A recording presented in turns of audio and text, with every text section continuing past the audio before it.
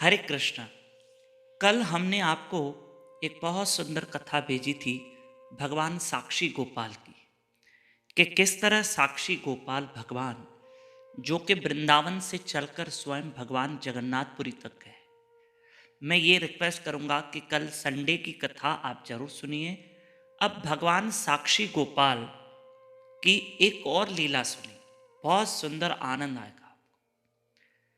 भगवान साक्षी गोपाल इस वक्त आपको पता है कहाँ विराजमान है? जगन्नाथपुरी धाम से पहले 20 किलोमीटर पहले।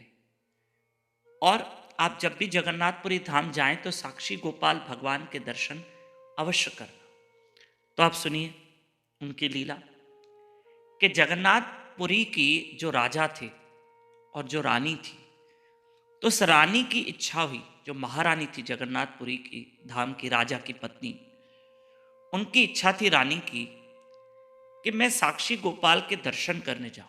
और जब वे साक्षी गोपाल भगवान के दर्शन करने आए तो उनकी इच्छा हुई कि क्यों न मैं भगवान गोपाल जी के लिए, साक्षी गोपाल जी के लिए एक नाक मणि बनवाऊं, नाक में मणि लगवाऊं। पर अब मणि लगाएंगे कैसे? नाक में छिद्र होगा तो मणि जाएगी, है ना? तो रानी ने कहा पुजारियों से कि मुझे ना भगवान साक्षी गोपाल के लिए एक मणि बनवानी है नाक के लिए। तब पुजारियों ने कहा कि भगवान के नाक में छिद्र है ही नहीं, क्योंकि ये तो विग्रह स्वरूप है, मूर्त है, विग्रह है, तो उनके तो नाक में छिद्र ही नहीं है, तो मणि डालेंगे कैसे? बन नहीं पाएगी। तो रानी उदास हो गई और उनको दुख हुआ कि मेरा भाव पूरा क्यों नहीं हो रहा है, क्यों नहीं हो रहा है।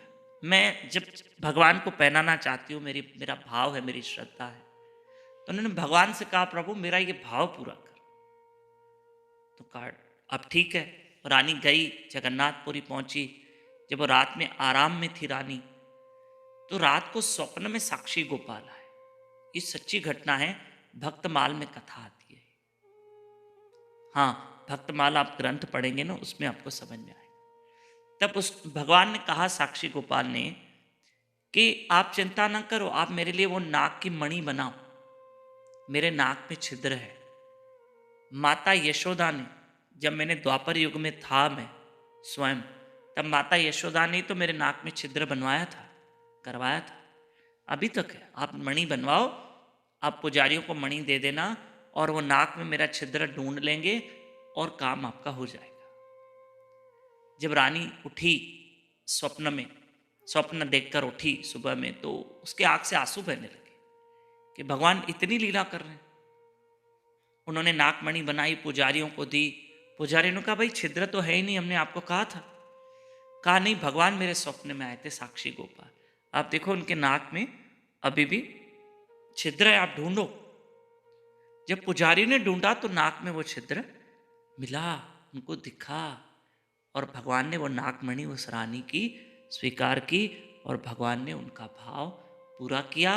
मेरे ठाकुर के प्रति आप जो भी भाव रखोगे आपका अवश्य पूरा होगा। आप जरूर मेरे ठाकुर का भजन कीजिए।